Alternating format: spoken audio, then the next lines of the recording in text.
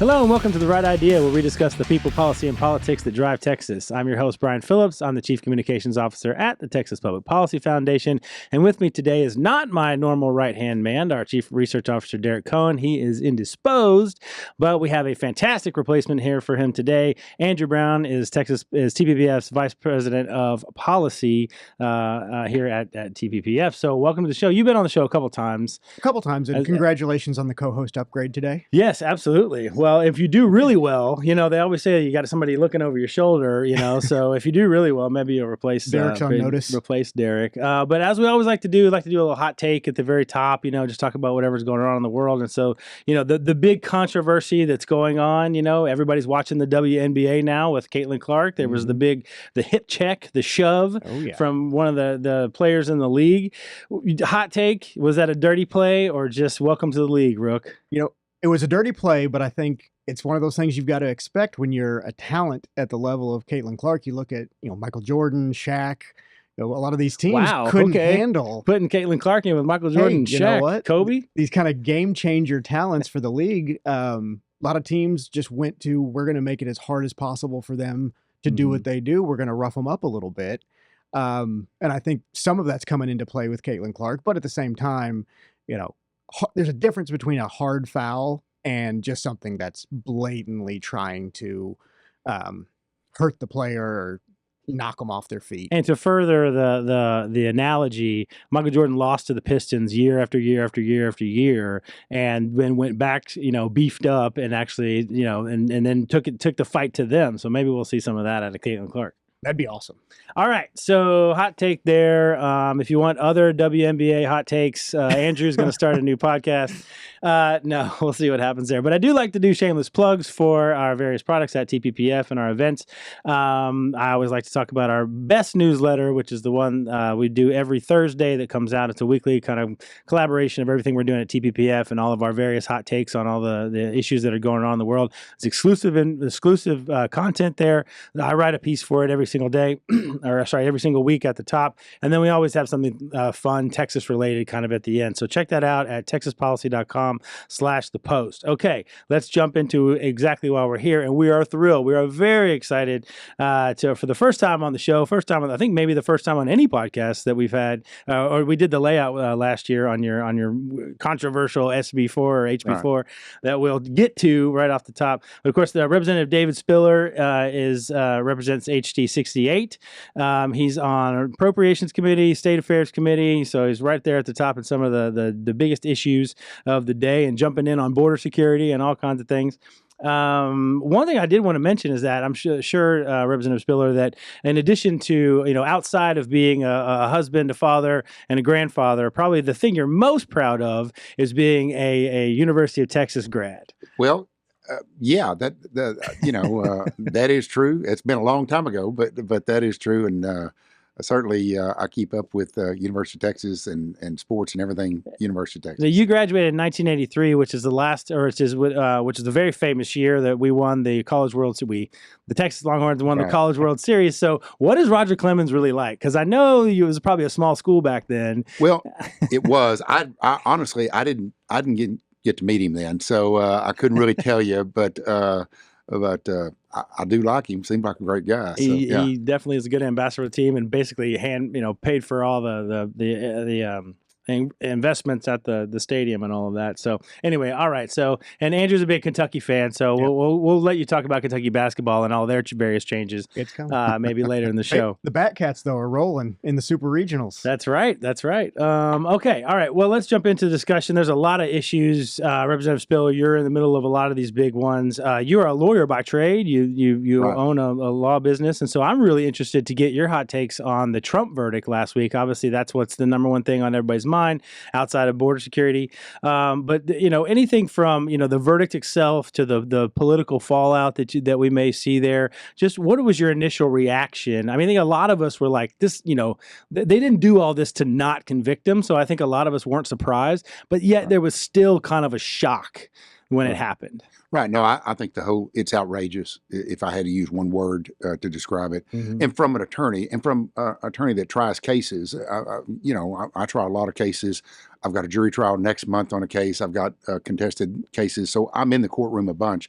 And, you deal with law, you deal with rules, you deal with procedure. And the very idea, just what bits and pieces of what they've done and what they did is completely outrageous. And it flies in the face of everything that we do and the things that we hold dear as attorneys.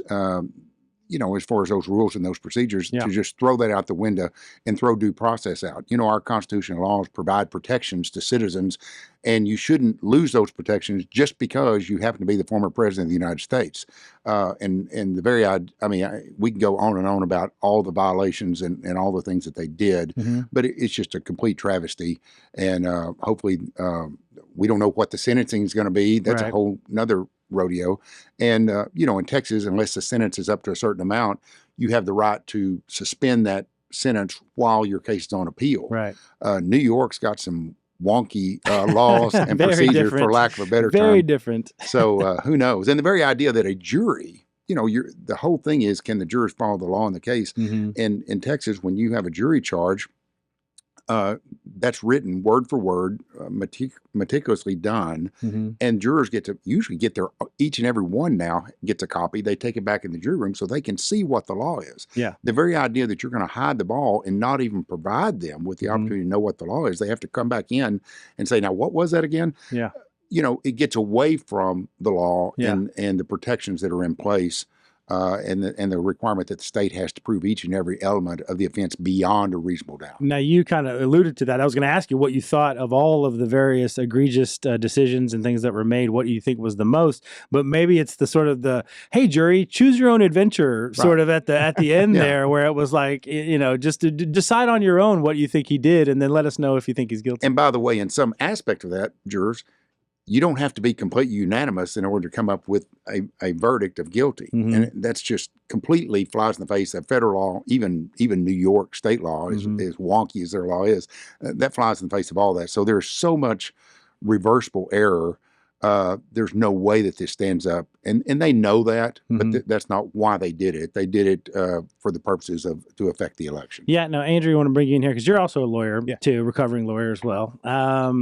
But getting to, the way that they decided this case, what do you think was, kind of getting your hot take here, but did you feel like there was a particular moment during the case when you thought, this is really getting out of hand. This is, I guess what I'm trying to get to is, it really did feel targeted. Like they were just trying to manipulate the way the procedures were working to go after Trump. Yeah, I think from the outset, you could tell that this was a politically motivated trial. Everything from the gag orders and the rules that the judge was putting on the various parties in the case, this was a predetermined outcome from the outset. And to me, that's one of the bigger problems, moving just beyond the individual, no matter what you think about President Trump. I feel like this undermines the public's confidence in the judiciary. And that is going to have long-term harmful ramifications. It's now set a precedent. We saw that precedent in the way impeachment has been used over the years. More and more presidents are being threatened with impeachment, or articles of impeachment are being filed. It's kind of become this fallback of, well, we don't like the outcome of the election, so we're going to do everything we can to impeach the president, take him out. And now we're taking this into the courtroom. Yeah. And we're using the courts as another way of undermining the will of the voters. And I think that, for me, is the bigger issue that's coming out of this trial. Now, obviously, it'll be appealed and it'll probably go up to the Supreme Court. So we'll see how it plays out. So the word you haven't said yet, which I want to pitch to Representative Spiller, is the weaponization of the laws against people for these purposes. Like, as an officer of the court yourself, what protections generally, maybe it's a Texas versus New York thing, but what general protections, or how should the system work in this case so that, that someone has the right to come in and really does feel like there's a fair process going on, and that that the justice system is not being weaponized against them? Well, and I think when the laws were passed years ago, this was not on anybody's radar. No one said, okay, we're going to weaponize the judicial system and the prosecution system based on a particular party, and we're going to go after one or more individuals for that basis. And the laws were not designed with that Right. contemplated. So we've got to get something passed. But the problem is some of those things may have to be done on a federal level, and you can't get Congress to pass anything. And so we're gonna have to hopefully get a majority in the House and the Senate, Right. and have the presidency. Not only, I mean, if and hopefully that would happen, and when that does happen, we got to get to work, because there are a lot of things we need to do, whether it be with judicial reform, immunity for certain elected officials in that capacity, or everything from border security and some of these other things. Right. We've got to get to work when we have that opportunity. We have talked about in Texas, though, this issue of rogue DAs, but it's usually been in the context of not enforcing the law. So you have people running into CVS's and stealing everything, and then those folks, they don't even prosecute them; they get a slap on the wrist and they're back on the street. So in that context, you have rogue DAs that are not enforcing the laws that are on the books to keep the public safe. This is kind of a different kind of rogue DA, which is we're going to go after you and we're going to manipulate and we're going to take these laws that basically you would normally get a fine for or something like that, and we're going to use it to try and put you in jail because you happen to have a MAGA hat on. Right. It's a different kind of rogue DA. Right. And normally you wait until crimes occur. Those are handled and they go up through the process, and the prosecutors prosecute those crimes.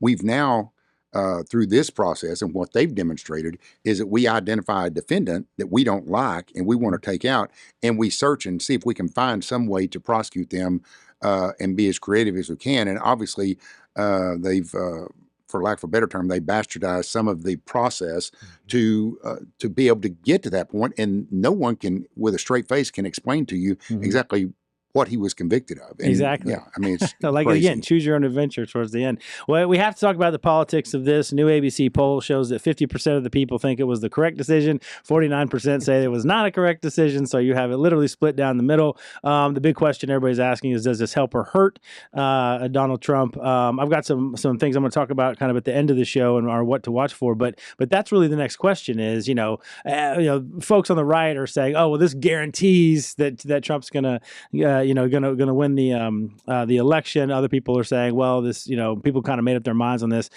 How do you, at least in your district, are you hearing something from all this? That poll and those results were not out of House District 68, I can promise you. Because on the Orvis rating, I'm at 87% Republican. I'm the number one out of 150 House districts, most conservative. So I promise you, those are not the results of my district, and they're probably not the results of the state of Texas. For sure. But I would question, I question a lot of polling, but I'd certainly question the polling here, because what this I hear is a national poll, so right. Whatever. But even more and more Democrats are saying, look, we don't even agree with that. We know it's wrong. Yeah.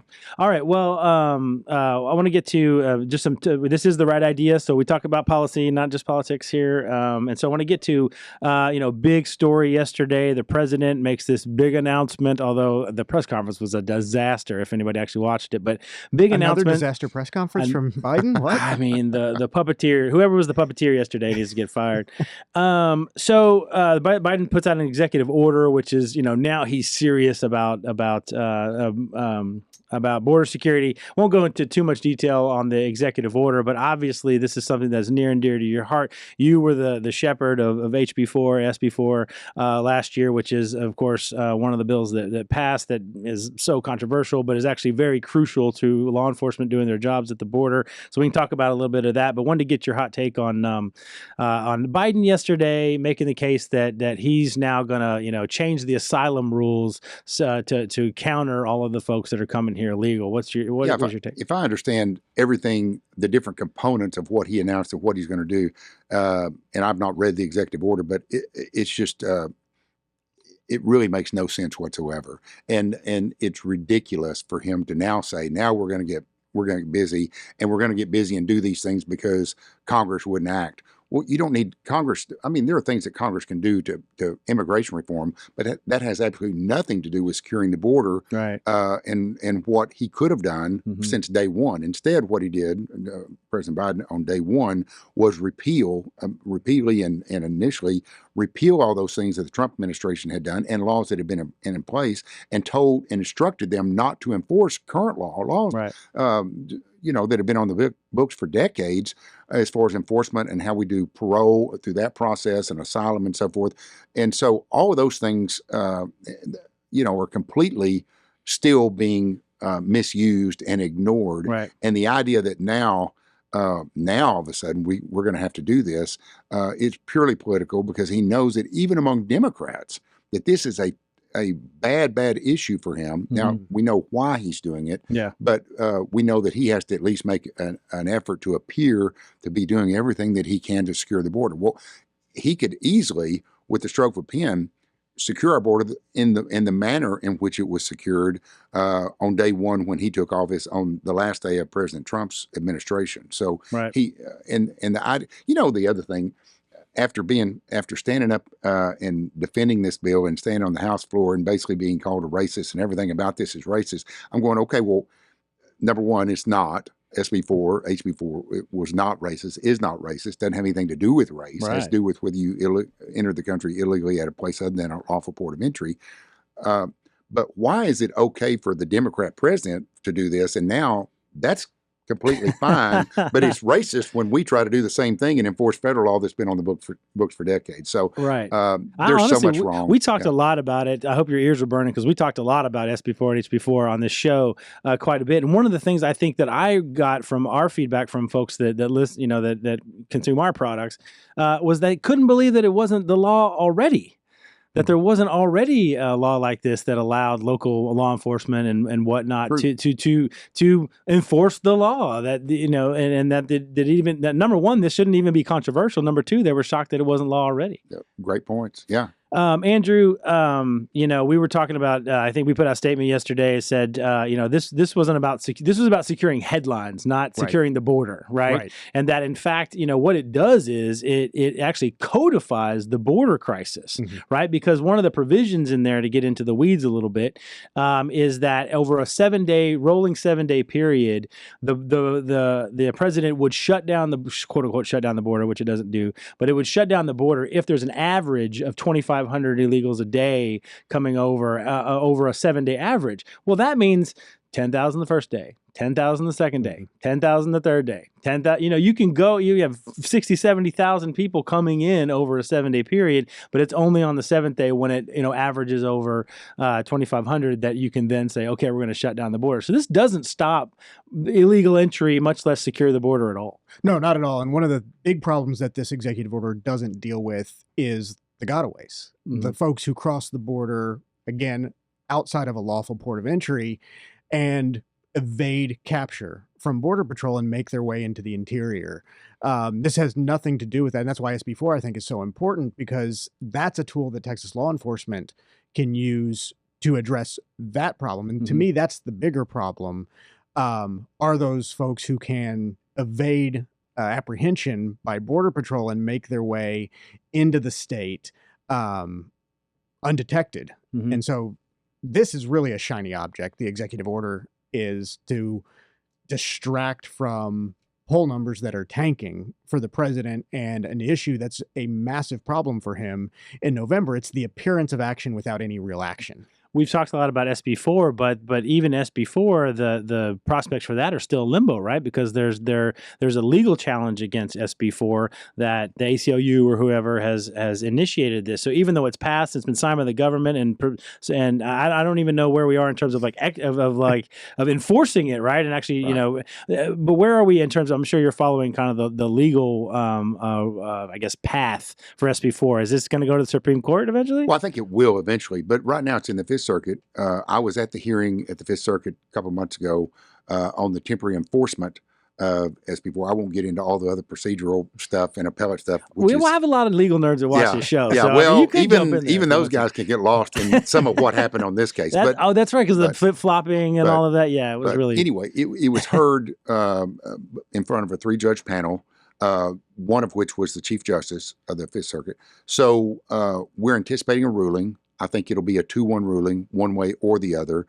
However, there was I think the other day they heard the other case with the buoys in the water and so forth. And so that was heard en banc with all of them, with all of the justices present. And so I think they're anticipating a ruling. And based on the request that they had for some additional briefing on Article 1, Section 10, dealing with invasion, I feel good about that particular ruling, and I think this panel may be waiting until that the entire court rules on that issue in that case before they issue their opinion here.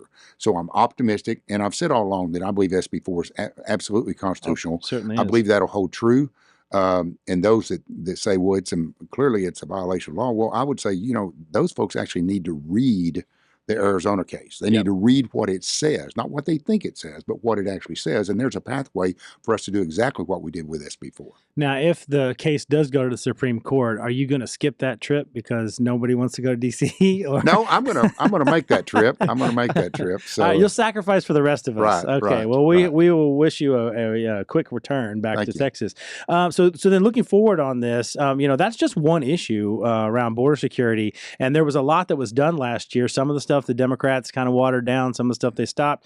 But so, is there more to do then from a state level on border security? I know that I'm sure border security is part of the interim charges, and I'm sure that State Affairs or whoever is going to be talking about that throughout the interim as we go into the legislative session next year. So, what are you hearing on the ground, or maybe is there anything you're working on in terms of the next level for border security from the state level? Well, I think the focus as far as border security, the next step is in November. It's not in the next session, it's in November, and we absolutely have to get President Trump back in office. And if we get him, and I shudder to think of what would happen if that doesn't occur, but let's assume that it does. And if it does, maybe some of the things that we were otherwise going to have to do as a state, we may not have to do, because I fully expect that President Trump, when elected, would put back in place those policies and procedures that we had that was securing the border, and we got to address the ones that have come in the meantime.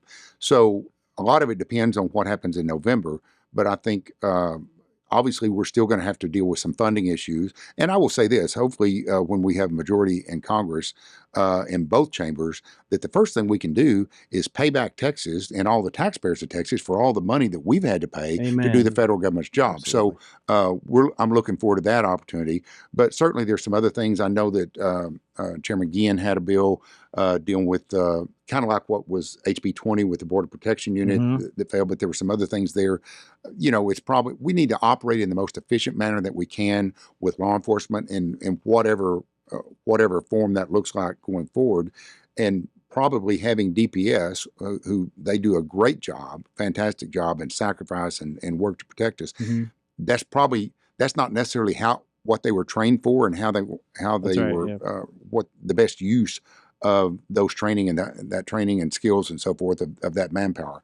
And so if we have something that, whether it be a border protection unit or something similar of those folks that are trained in that respect and do that, there may be a more efficient way to do that. I think we need to look at that. I think we need to look at that long term, even for the state of Texas. Absolutely. So even with President Trump in As place. to the money, I can envision a new Man on the Street video series, Andrew, where we go around and ask Texans, what would you do with $11 billion? What would you do with $11 billion? How would you spend $11 billion from the federal government? Okay, so we could probably do a whole show. We have done whole shows on the border security stuff, but I get to a couple other hot issues that are very near and dear to your heart and very close to you. One, obviously, is education. You spent 26 years as a trustee for the Jacksboro Independent School District, so you were a school board member there for almost 30 years. Your wife's a teacher, retired teacher. Education, and obviously education and school choice and those issues, ESAs and things, were the top issues, certainly for the governor. One of the top issues in the legislature. Well, I don't know what 4 special sessions we had and all of that. I know you're a school choice supporter, so let's just talk about what you think. Do you in terms of prospects for next year, and we won't have to get into all the politics and everything, but we're past the runoffs and we know what the legislature is going to look like next year. And so in terms of prospects for school choice, what's your feeling on that going into the session? I think we'll get it passed. I don't know if it'll look exactly like it did when we left it, but under HB 1, under the 4th special, I had been consistent, and I told my entire district that look, I support this and will, as long as it doesn't adversely affect my district and my parents and my kids and my school districts there. In House District 68, I have 59 public schools, 54 traditional, 5 charters, and there are 9 privates. And so while HB1 in its form, the way that it left, would not hurt my district. It would provide additional $7 billion in funding to our schools to deal with the basic allotment, to deal with teacher pay increases, to deal with small and mid-sized school allotments, the teacher incentive allotment, all of those things. We would have those funds. So when I have schools now calling me and teachers calling me and saying, hey, wait a minute, when are we going to get this raised? I said, hey, remember that discussion that we had? And they didn't really like my position on it, but I said, I've got to vote my district. I did. And I supported that. And there was nothing in HB1, in my opinion, that hurt my school districts. I only have one private school in my entire district that would be eligible to even receive funding. So I've told all my people, look, you're not going to lose one single student, one single dollar out of your education fund. You show me, here's the bill. You show me how it's going to hurt you. Right. And they may say, well, I just don't like the concept. I said, no, I get that. I understand you don't like the idea of it, but if it's not going to hurt you and it's going to help other parents not necessarily all in House District 68, but other parents outside throughout the state of Texas, I'm sympathetic. I'm understanding of the plight that they have, because what's going on in urban and suburban school districts in some places is not right. It's absolutely wrong. It's offensive. And they're giving other public schools and school districts in my district a black eye over it. But those parents need some help, and those kids need some help. And I'm for supporting that as long as it doesn't hurt or harm my district. Right. And I felt that what we had achieved that. I think what I'm hearing, and this is fantastic, is, I was told on good authority that rural districts would never support school choice. That obviously, or rural members members from rural districts would never support school choice. That's obviously not the case. But I think what I'm hearing is, when you sit down and take people through the bill and you have an honest conversation about what would happen if this bill were to become law, it seems like that's a convincing case. Right. And I've got certain schools and school districts that think that I'm a traitor and I abandon them and I don't support public education, and nothing could be farther from the truth. I've consistently supported public education, will continue to do so, but taking that money and preventing them, knowing that the effect of that, of not having the ESA tied in with everything else, the effect of that would be that they don't get those funds and don't get that money that's badly, badly needed, especially in rural districts. Absolutely. I don't think that's. And let's be very clear, the legislature, Andrew, has plussed up education funding every single year. I mean, they had not only has it gone up every single year, but I think in 2017 or 2019, it was the largest increase ever. Now in 2023, it was the largest increase ever. And that was even without passing the additional $7 billion. So it's not like the legislature is not doing its part in terms of funding public education. But getting into into next year, the left and the opponents of school choice have not spent the last 40 years, winning on this issue just to give it up after one election. It's not like they're saying, oh, I guess we don't have we only have, they got to 77. So let's just, focus on something else. There's going to be some pushback. So in terms of, what you think the legislative, fight, I guess, I don't want to say it that way. It shouldn't be that way, but at least the debate over that going into next year, what do you think? Are you preparing for chaos, or do you think that it'll be a fair fight? Well, I'm always preparing for chaos. That's the one thing that's consistent in Texas politics is chaos.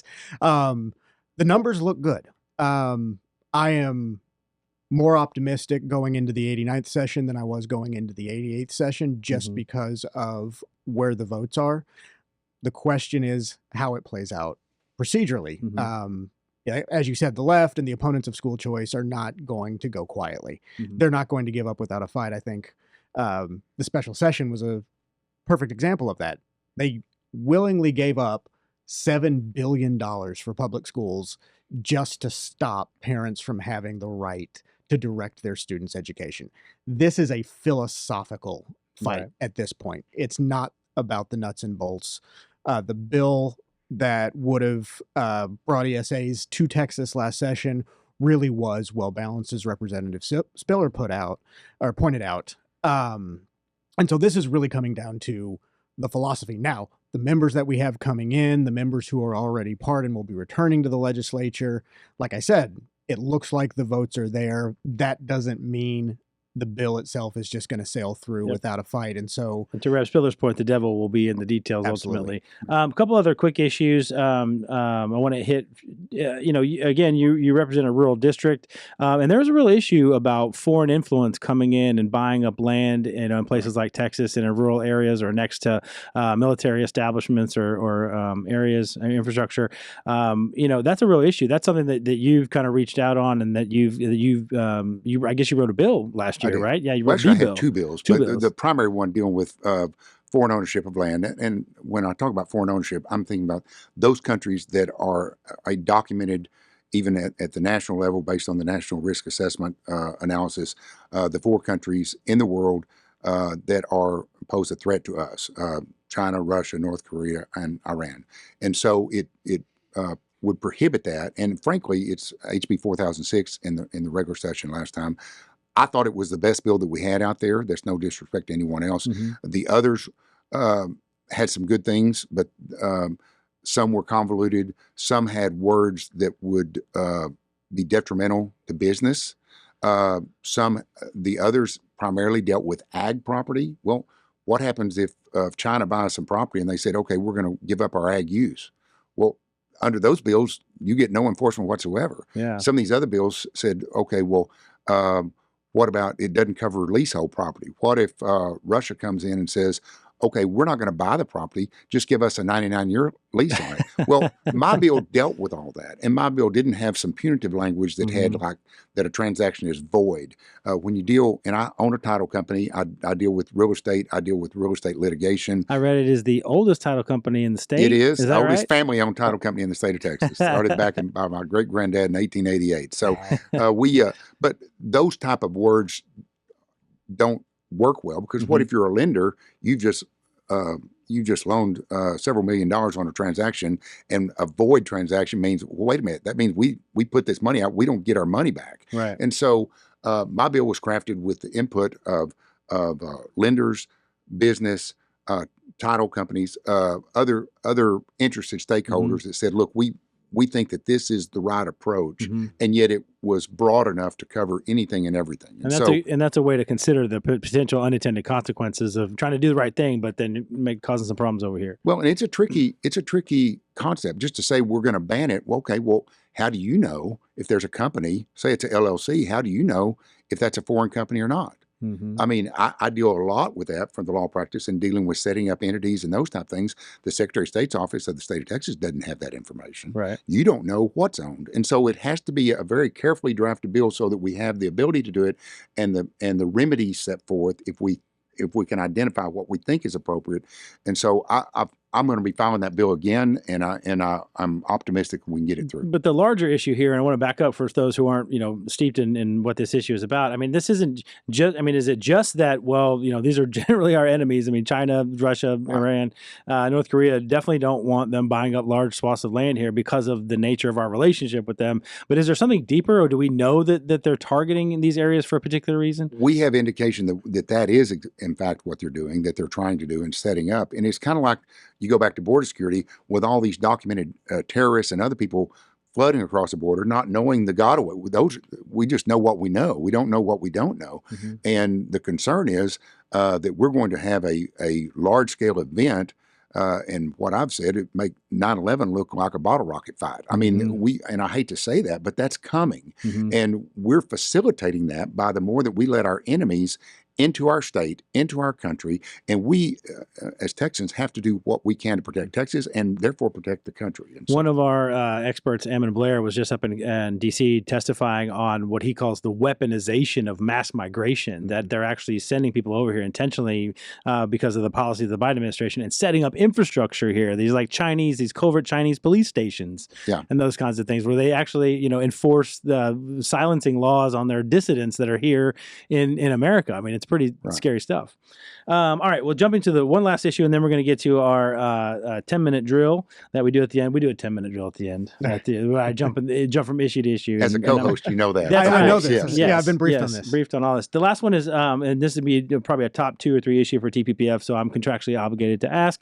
Taxpayer-funded lobbying. Yes. So this is an issue that, we've talked about it here, it's only about $80 million a year in terms of the taxpayer money, but the effect that it has on other issues, on things like school choice and border security and certainly property taxes and all of that are wide reaching, and trying to get rid of that. I didn't know this, so I apologize, but you were one of the sponsors, or you've been on this issue for multiple sessions now. So take people through kind of what your involvement is on trying to end taxpayer-funded lobbying. Well, and I get the issue, and I support banning that. I understand the problems that it creates and the instances that have occurred, and so I support the concept. But I also I'm trying to look out for my rural district. I represent 12 rural counties, and there are many other counties that are in the same position that we are.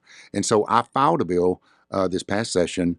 I don't know what the bill number was, but it was basically identical to it was actually two bills. It was identical to what SB 10 was in the 87th that passed the Senate, came to the House, and died in the House. And so I took that same bill. It was a negotiated deal that stakeholders and rural stakeholders, related stakeholders, were okay with. Didn't harm them. They could do that. And so I filed that bill, and it didn't go anywhere. But I also broke out the part, the transparency part, about knowing, so the public would know what monies were spent and what they were being used for. And so I filed both those bills. I intend to do that again because I support that. But what I don't want to do is do something that harms my rural hospitals, my rural schools, my rural counties, my rural cities, all those other entities that need to have a say. And what this bill and the taxpayer-funded lobbying issue is that somehow it's okay if you're Houston or Dallas or Austin or you're Harris, Dallas, or Travis County or any of these others, because you've got plenty of money, and instead of having a lobbyist, you just bring them in-house. And instead of them being a 1099 employee, they're a W-2 employee, and somehow or other, that's all okay. They can be down here, they can live down here during the session, they're paid a handsome salary, and it's the same money, the same taxpayer money, but somehow they get their voices heard, and we as rural counties do not. So I'm sensitive to the idea that if we do it, it doesn't need to be punitive to where our rural voices get silenced in the process. So I support the concept. I filed the bill supporting that concept. I will do that again. But my take is on it. I'm going to look out for my rural counties. Andrew, that's one of the big things on this is, obviously want to end it and, end taxpayer funded lobbying just because it's a waste of money and for a lot of the issues that Representative Spiller brings up, but also just, at the very least, the transparency that he talks about, which is a lot of taxpayers don't even know that this is happening, much less how it's spent and the things that they're it's not like, the rural hospitals are down here saying, look, we need some resources or funding, or we need to change this rule so that we're able to work better. But a lot of the things that are, and that's fine, that's great, but a lot of the things that taxpayer-funded lobbyists lobby for are against the interest of the taxpayer, to keep property taxes high, to restrict any kind of accountability for how the money is spent. Those kinds of things are, I think, that really anger taxpayers when they find out that they're the ones funding the effort to keep taxes high and to lower accountability. Right, and Representative Spiller pointed out the deep pockets that you have in Houston, Dallas, Austin, the ones that are, in my opinion, really fueling this problem to the detriment of the smaller and rural communities in the state, right?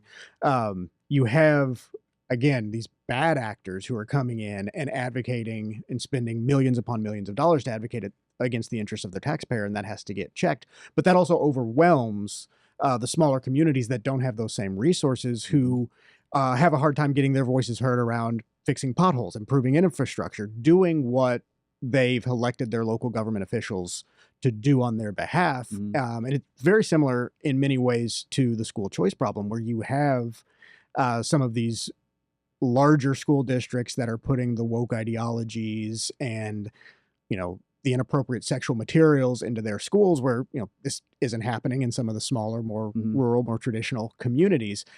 But those are the issues that rise to the top and that force the legislature to act to rein in some of that inappropriate and what I would call anti-democratic behavior that's going on. And taxpayer-funded lobbying, I think, is just the exhibit A, really, of how things can get so far off the rails, where the rights of the citizens to be heard through their elected representatives are undermined by special interest groups and deep-pocketed communities that are actively working against the interest of Texans. Great point. Anything else? So we're going to jump to our 10-minute drill. Would love you to stay and hang out for that. But any other, I do want to, if there's any other issues that we're not focusing on, or if there's, something that's under the radar, or maybe something that's going on in your district. I know you're deeply interested in water policy. That's something that TBPF is going to be researching and getting into. But anything else that Texans need to know about, any big issues maybe through the interim that we need to be looking at? I deal a lot with rural health care. I've been general counsel to our hospital district for over 30 years and have been very involved in that. And a lot of the price transparency and some of those type things to help lower medical costs for all Texans, not just rural Texans, but all Texans. I want to very much, I'll probably file a bill on that, very much want to be an advocate for that. And also we've got to do, we haven't talked about elections, but election security and some of those things. Right. Absolutely. Some of the things that we've now discovered that the very idea that people can actually access someone's ballot and find how they vote, completely unacceptable. We've got to deal with that. And I filed the bill last session on the restore the felony punishment for illegal voting and those type of things. Likewise, whatever I can do to help secure our elections and have a better and more efficient and secure election process. Amen to that. Okay, well, we'll jump in real quick. So thank you, Representative Spiller, for being here and give us your thoughts. I mean, I didn't even talk about election integrity. We could do a whole another issue on that. And obviously the healthcare transparency is near and dear. I do notice some changes, though. When I go into my dentist or my doctor or whatever, I'm starting to get those itemized things, and they do tell you. It may be right before you go get the procedure, but they do at least try to tell you, what it's going to cost you or how it's going to work with your insurance. So I am seeing some changes there, which is fantastic. So thank you for your work on that. And thank you all for having me. I appreciate the opportunity. Yeah, wow. All right. Well, we're not done quite yet. All right. So jumping in, we have 3 segments that we like to do. The first is on polling. It's called Survey Says. Our friends at RMG Polling put out a poll earlier this month that I thought was interesting, just being the comms guy. The question was, to preserve local news reporting, so this is about local news, a proposal has been made for state governments to provide financial subsidies to local news. Yeah, I just got huge. Did you not do the prep for this? Is this really a surprise for you? I'm going to fall out of that chair. Has been made for state government. Well, the part that you'll fall out of your chair is the results. So has been made for state governments to provide financial subsidies for local news outlets, right?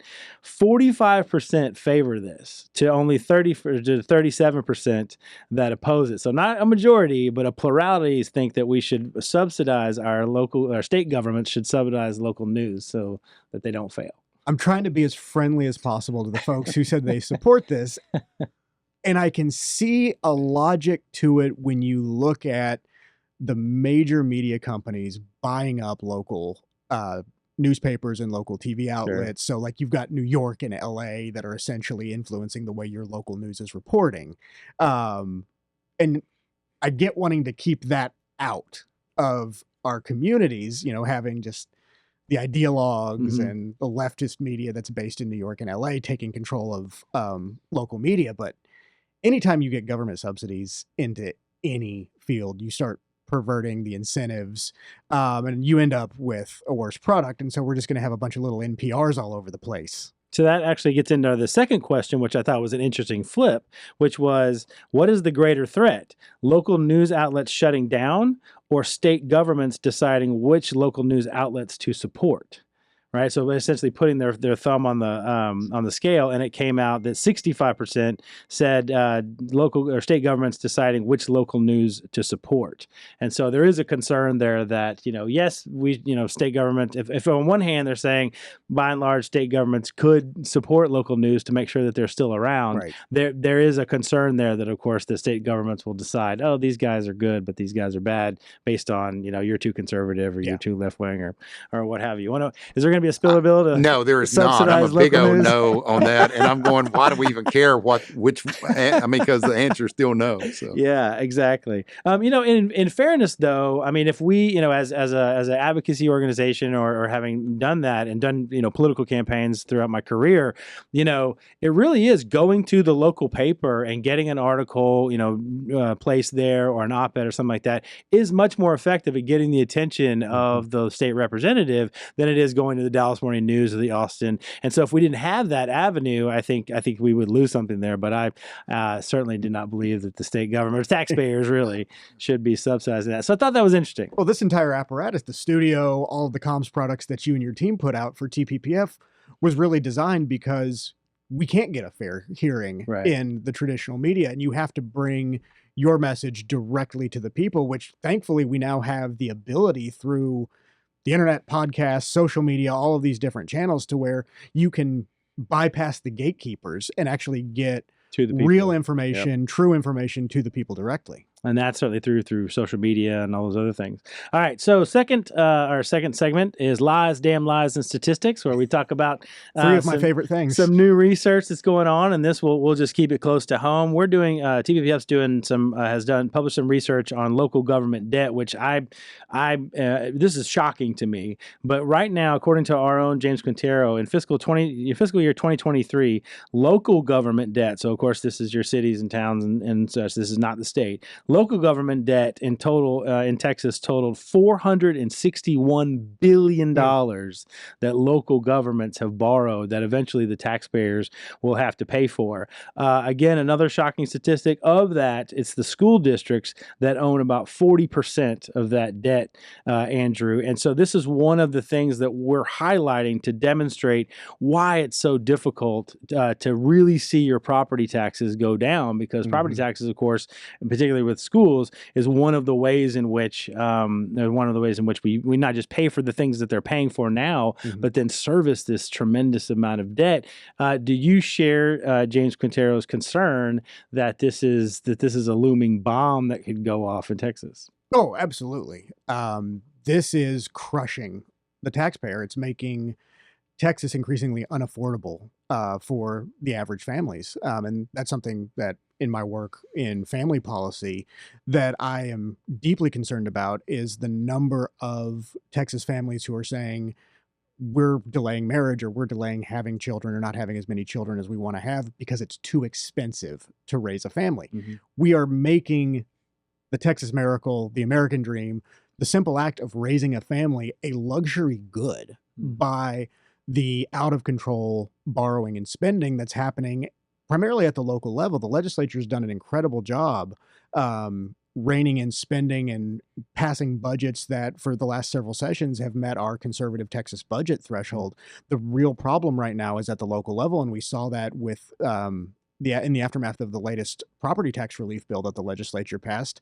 The locals were trying to figure out, okay, people are getting more money back. How can we grab more of that money that people are getting refunded so that the taxpayer doesn't actually see any type of relief in terms there was the bills. Local paper, Representative Spiller, I use this as an example. I mean, they were just brazen about it. They were open in the middle of the meeting saying, well, the tax increase that we're going to impose on Hays County, the taxpayers won't feel it as much because of the tax cut that they're going to get from the state. And I'm thinking, do the representatives know that this, I mean, I'm sure you know this is going on, but like, how do you feel about that you do all this work? And that was a huge fight, particularly in the House last year, and then House versus Senate, to get this like historic property tax done, only to turn around and have the locals say, well, we're going to increase the taxes now because the state, what the state did, they won't feel it as much. Does that anger you at times? Well, yeah. And I think, well, first of all, our school finance, when some of this has to do with public education, our school finance system, in my view, my personal view, and I've held that view for many years, is actually a form of a statewide property tax, but that's a whole nother issue and a whole nother we'll bring you back next show. But yes, and one of the things, it's an example sometimes of good intended legislation where we say we raise the homestead exemption. Well, when those folks figure out that, okay, well, the average homeowner that doesn't have other business interests that they're paying tax on, ad valorem taxes, they say, okay, well, if we vote this bond, we're not the ones paying for it. So we've tried to help folks, but in the meantime, we've increased the burden on businesses because they have figured that out. And so now that burden is going to be paid by these businesses, which we're still going to have the same effect. So, sometimes, and so some of what we may have done, good intentions, may have exacerbated the problem here. Yep, absolutely. All right. Well, our last quick segment is just what to watch for, what we're looking at. I'll usually start this one.